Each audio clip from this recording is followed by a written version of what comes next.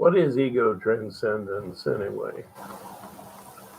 What is that mystic wonder that you have? Well, it's a lot like what a child has. When I heard about the terrible uh, earthquakes in Haiti that left everything in rubble, and the fact that they were so poor that they were eating the dirt was part of their recipe for food. And in the midst of all that, there was a film of children who were dancing on the top of that rubble. That's the kind of youthful vivaciousness and openness to life that should be a part of everybody's life. That ability. But how is that done? Well, there's a lot of ways. In the Vedas, there are three basic approaches.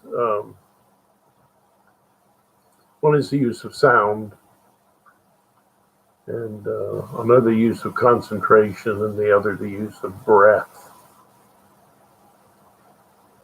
Well,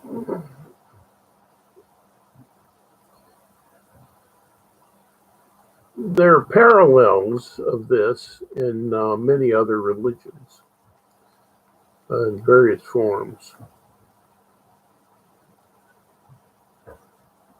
What you can do, what basically gives you that kind of vivaciousness and that childlike openness to life is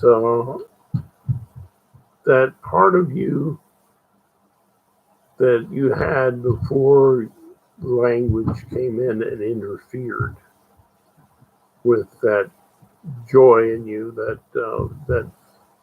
buoyancy, let's put it that way, to be able to bounce back and enjoy life no matter what. Also helps with learning. Children learn fast. And so they have a very open mind to the world. And language tends to get in the way of that openness. And so what needs to happen? Well, what needs to happen is that we need to get past language and experience life without the encumbrance of that language, which is something the Toltecs taught. The wisdom school from Central America and southern Mexico. These teachers thought that we should be tricked into it. The Vedas gave practices that can trick you into it. And so, what are these practices? Well, what these practices are, and if you're talking about language,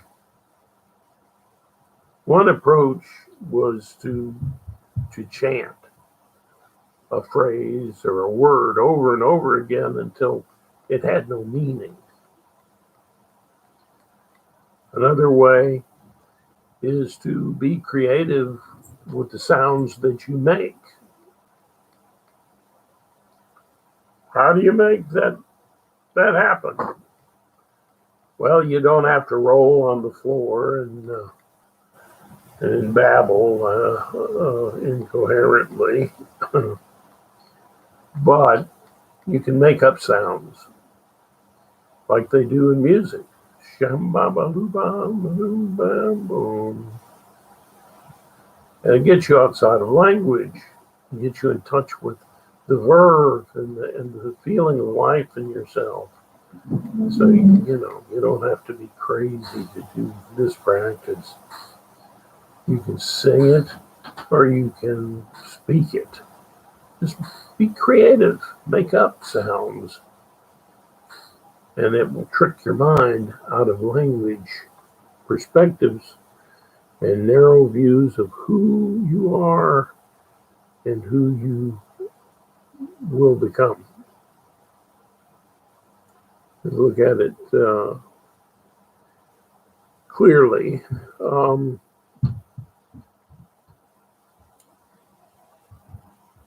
With a little demonstration.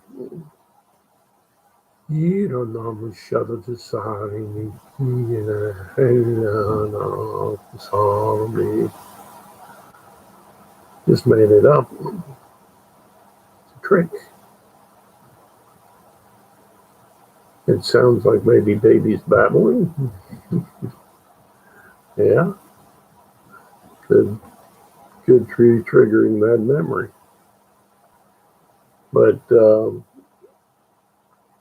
it can work. It's a little less boring than repeating a phrase over and over again, if that's what you prefer. You can also sing.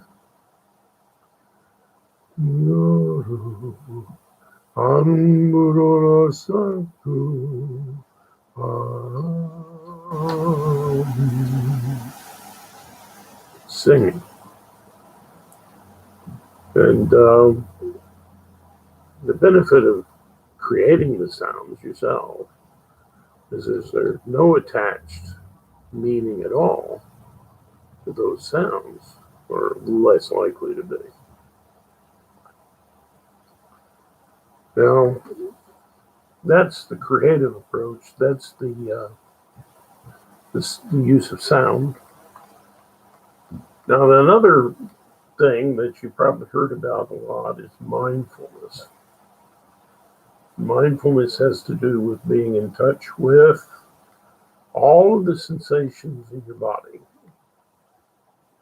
Just awareness, just concentration. And to do that all at once and let your body move with it can be very powerful. When there's an ache or a pain or something that's drawing your attention, don't run from it. Embrace it. Concentrate on it. And of course, your mind will either deal with it or get away from it. Your mind will drift. And that's fine. You just keep concentrating on the sensations of your body. And that's the best. That's the best way. When people focus on things outside themselves, but that gets tinged with concepts and language and religiosity and things you don't need. So,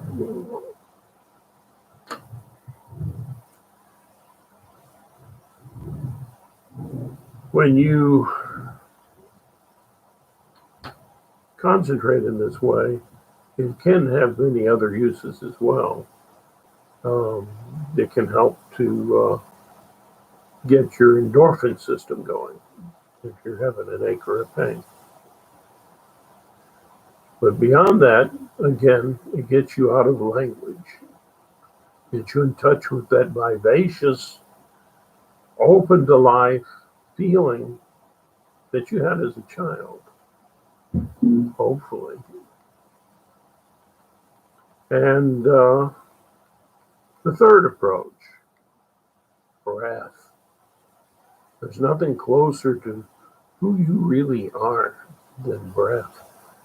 Especially if you, like with the other things that I mentioned, throw in some emotion. Don't make it boring. Let the emotional be there. That's fine. With the breath, there's an ancient chant that they use that they say is the name of God. And Joseph Campbell talks about this. It's Aum. Sometimes expressed as OM, but actually it's AUM. And that is a useful thing to use with your breath in order to avoid any kind of language conscious inhibition of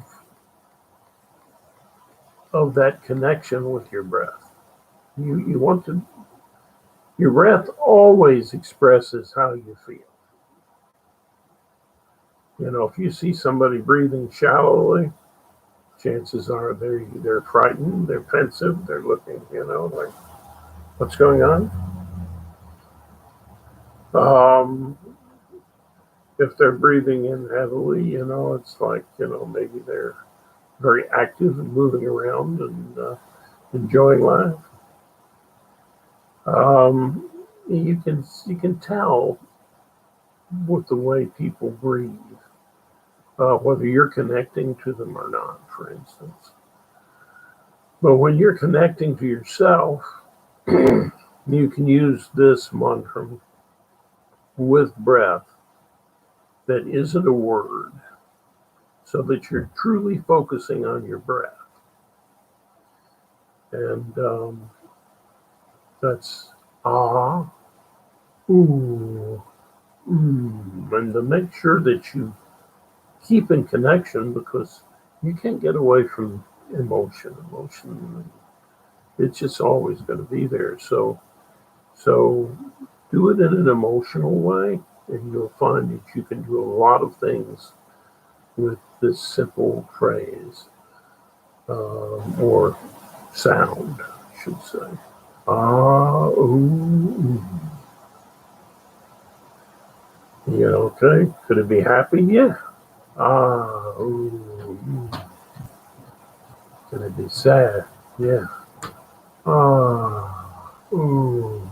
Can it express pain? Yeah. Express all of these things. But that's outside of language. And that connects you to your breath, which is your very survival. Now you can do the in breath and try to say, ah. Some people can do that, some people can't. Don't worry about it if you can't. But it's a great a great way to get in touch with yourself. There's a power of this in connection with other approaches that can take you even deeper into yourself and